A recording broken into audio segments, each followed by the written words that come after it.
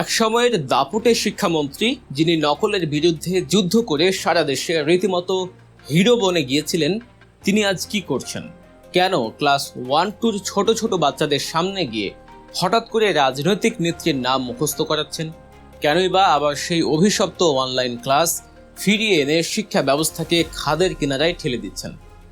এহসানুল হক মিলন, যাকে বাংলাদেশের ইতিহাসের অন্যতম সেরা এবং যোগ্য শিক্ষামন্ত্রী বা প্রতিমন্ত্রী হিসেবে মানা হতো, তার আজকের এই আচরণের পেছনের আসল রহস্য কি? তবে কি তিনি তার যোগ্যতার চূড়ান্ত শিখর বা অপটিমাম লেভেল পার করে এখন শুধুই নিচের দিকে নামছেন? আজ আমরা মেলাবো 2001 সালের সেই বাঘের মতো গর্জন করা মিলন আর আজকের এই পদে পদে বিতর্কে জড়ানো মিলনের আকাশ পাতাল পার্থক্যকে। বিজ্ঞানে একটি দারুণ শব্দ আছে, অপটিমাম লেভেল বা সর্বোচ্চ চূড়া। এই লেভেলটা হলো এমন একটা পর্যায় যেখানে পৌঁছানোর পর আর উপরে ওঠার কোনো সুযোগই থাকে না। উপরে উঠতে গেলেই পতন অনিবার্য, আবার নিচে নামাও যায় না। যেমন ধরুন, আপনি আগুনে পানি গরম করছেন, ফুটতে ফুটতে পানি যখন তার সর্বোচ্চ তাপমাত্রায় বা 100 ডিগ্রি সেলসিয়াসে পৌঁছায়, তখন আপনি যতই জ্বালানি দিন না কেন পানি আর গরম হবে না, বরং তা বাষ্প হয়ে উড়ে যাবে।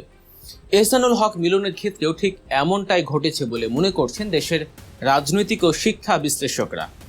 একটু পেছনে ফিরে তাকায়, যারা 90 দশক বা তার আশেপাশে পড়াশোনা করেছেন তারা জানেন 1996 সাল থেকে 2001 সাল পর্যন্ত সারা দেশে নকলের কি ভয়াবহ এক উৎসব চলছিল। নকল যেন এক ক্যান্সারের মতো গ্রাস করেছিল আমাদের পুরো শিক্ষা ব্যবস্থাকে। এরপর 2001 সালে 4 দলীয় জোট সরকার ক্ষমতায় আসে। শিক্ষামন্ত্রী হন ডক্টর ওসমান ফারুক আর শিক্ষা প্রতিমন্ত্রীর দায়িত্ব পান আজকের এই এহসানুল হক মিলন।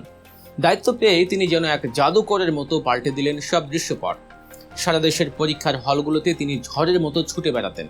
তার ভয়ে নকলবাজদের শির দ্বারা কেঁপে উঠত। নকল প্রতিরোধে তিনি যে অভাবনীয় দৃষ্টান্ত স্থাপন করেছিলেন তা আজও এদেশের মানুষ চরম শ্রদ্ধার সাথে স্মরণ করে। সে সময়ে তিনি তার জনপ্রিয়তা এবং যোগ্যতার একদম অপটিমাম লেভেল বা সর্বোচ্চ চূড়ায় পৌঁছে গিয়েছিলেন। তার বর্তমান বিতর্কিত কর্মকাণ্ড নিয়ে আরও গভীরে যাওয়ার আগে আপনাদের কাছে ছোট্ট একটি অনুরোধ। আপনারা যারা নিয়মিত আমাদের এই আলোচনাগুলো শোনেন তারা অবশ্যই চ্যানেলটি সাবস্ক্রাইব করে পাশে থাকা বেল আইকনটিতে ক্লিক করে রাখবেন। চলুন ফিরে যাই মূল আলোচনায়। 2006 সালের পর থেকে এহসানুল হক মিলনের জনপ্রিয়তার সেই গ্রাফটা আর উপরের দিকে ওঠেনি, বরং একটা দীর্ঘ নির্দিষ্ট সময় স্থির থাকার পর এখন তা ক্রমশ নিচের দিকে নামতে শুরু করেছে। বয়স বেড়েছে, সে সাথে হয়তো কমেছে তার সেই তীক্ষ্ণ বিচারবোধ ও সিদ্ধান্ত নেওয়ার ক্ষমতা। তাই তো দীর্ঘ সময় পর যখন তিনি আবারও শিক্ষা খাতে অত্যন্ত গুরুত্বপূর্ণ দায়িত্ব পেলেন, তখন এদেশের মানুষ বুক বেঁধে আশা করেছিল সেই পুরনো মিলনের একটি ঝলক দেখার। কিন্তু মানুষ দেখল সম্পূর্ণ এক ভিন্ন মিলনকে। একের পর এক বিতর্কিত এবং জনবিরোধী সিদ্ধান্ত নিয়ে তিনি এখন সমালোচনার কেন্দ্রবিন্দুতে পরিণত হয়েছেন। দায়িত্ব পাওয়ার পরপরই তিনি ঘোষণা দিলেন, দেশের জ্বালানি সংকট ও বিদ্যুতের অপচয় রোধ করতে আবারও ছাত্রছাত্রীদের অনলাইন ক্লাসে ফিরে যেতে হবে। এই সিদ্ধান্তটি শুনে রীতিমতো শিউরে উঠেছিল দেশের অভিভাবক মহল। কারণ করোনার সময় এই অনলাইন ক্লাসের যে কতটা নেতিবাচক প্রভাব দেশের শিশু কিশোরদের উপর পড়েছে তা ভুক্তভোগী পরিবারগুলো ছাড়া আর কেউ ভালো বোঝে না। অনলাইন ক্লাসের নামে বাচ্চাদের হাতে যে স্মার্টফোন তুলে দেওয়া হয়েছিল তার ফলে পড়াশোনার চেয়ে ক্ষতি বেশি হয়েছে। বেশিরভাগ শিশুই পড়াশোনা বাদ দিয়ে স্মার্টফোনে গেম আর ইন্টারনেটে চরমভাবে আসক্ত হয়ে পড়েছে। এখন দেশের অনেক শিক্ষা প্রতিষ্ঠানে ক্লাস হয় না ঠিক মতো। শিক্ষকরা ক্লাসে পড়ানোর চেয়ে কোচিংয়ে পড়াতে বেশি আগ্রহী। পুরো শিক্ষা ব্যবস্থায় কোচিং আর প্রাইভেট নির্ভর হয়ে পড়েছে। প্রাইভেট বা কোচিং না পড়লে এখন আর কোনো শিক্ষার্থীর পক্ষে পাস করা বা ভালো রেজাল্ট করা সম্ভব নয়, এমন এক ভয়াবহ অবস্থা তৈরি হয়েছে। মানুষ যখন আশা করছিল নতুন সরকার এসে এই অচল অবস্থা কাটাবেন, শিক্ষার্থীদের আবার ক্লাসমুখী করবেন, শিক্ষার হারানো মান ফিরিয়ে আনবেন, ঠিক তখন এহসানুল হক মিলন এসে আবারও সেই অনলাইন ক্লাসের দিকেই বাচ্চাদের ঠেলে দিলেন। শিক্ষা ব্যবস্থার এই ধ্বংসস্তূপের মাঝে এমন একটি অপরিপক্ক সিদ্ধান্ত যেন আগুনে ঘি ঢালার মতো অবস্থা তৈরি করেছে। তবে শুধু অনলাইন ক্লাসের ঘোষণাতেই তিনি থেমে থাকেননি। সম্প্রতি সামাজিক যোগাযোগ মাধ্যমে তার একটি ভিডিও রীতিমতো ভাইরাল হয়েছে, যা দেখে দেশের আপামর জনসাধারণ হতবাক। ভিডিওটিতে দেখা যায় এহসানুল হক মিলন কোনো একটি স্কুলে গিয়েছেন এবং একেবারে ক্লাস 1 বা 2 ছোট ছোট কোমলমতি বাচ্চাদের সামনে বসে কথা বলছেন। কথোপকথনের এক পর্যায়ে তিনি হঠাৎ করে ওই অবুঝ বাচ্চাদের কাছে জানতে চান, তোমরা কি জাইমা রহমানকে চেনো? জাইমা রহমানকে জানো? বাচ্চারা যখন স্বাভাবিকভাবেই কোনো উত্তর দিতে পারছিল না, তখন তিনি নিজেই পরিচয় করিয়ে দিলেন।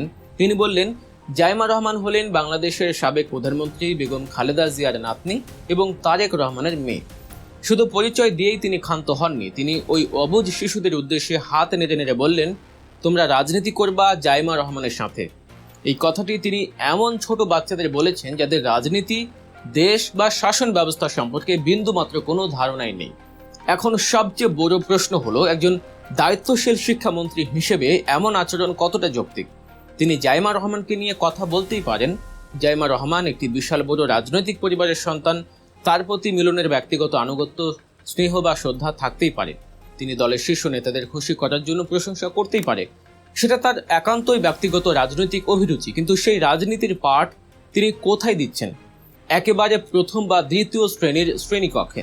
যে বয়সে শিশুদের শেখার কথা নীতি, নৈতিকতা, সততা, দেশপ্রেম আর মূল্যবোধের গল্প, সেই বয়সে তাদের কাঁচা মগজে জোর করে রাজনৈতিক নামের বীজ বপন করা হচ্ছে। শিশু বিশেষজ্ঞরা এবং রাজনৈতিক বিশ্লেষকরা ইতিমধ্যে এর তীব্র নিন্দা জানিয়েছেন।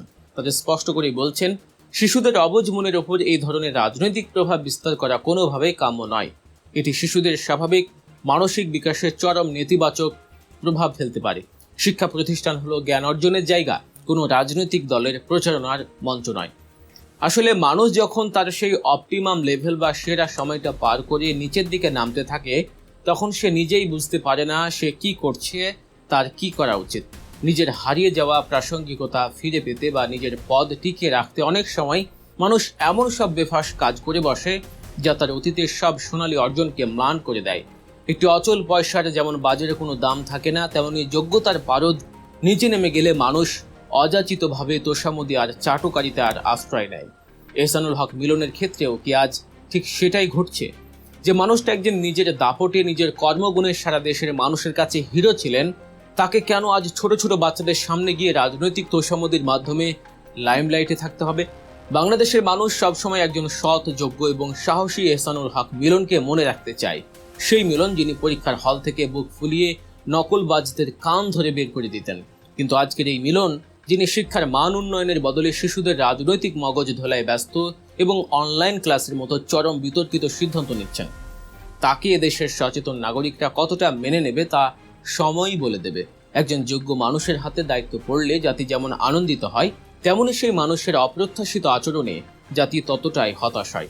এহসানুল হক মিলনের বর্তমানে এই আচরণগুলো সেই তীব্র হতাশারই প্রতিচ্ছবি। দর্শক, আমাদের আজকের এই বিশ্লেষণ নিয়ে আপনাদের মতামত কি? এহসানুল হক মিলনের এই রাতারাতি পরিবর্তনকে আপনারা কিভাবে দেখছেন? তিনি কি সত্যি তার সেরা সময় ফেলে এসেছেন, নাকি এর পেছনে অন্য কোনো সুদূর প্রসারী রাজনীতি কাজ করছে? আপনাদের মূল্যবান মতামত অবশ্যই আমাদের কমেন্ট বক্সে লিখে জানাবেন। আর আমাদের এই ভিডিওটি যদি আপনাদের চিন্তার জগৎকে একটু হলেও নাড়া দিয়ে থাকে, তবে ভিডিওটি সবার মাঝে শেয়ার করতে ভুলবেন না। নিত্য নতুন এমন সব বিশ্লেষণমূলক খবর, রাজনৈতিক প্রেক্ষাপট আর খবরের পেছনের গল্প সবার আগে জানতে গল্প নিউজ চ্যানেলটি এখনই সাবস্ক্রাইব করুন। ভালো থাকবেন, সুস্থ থাকবেন। আল্লাহ হাফেজ।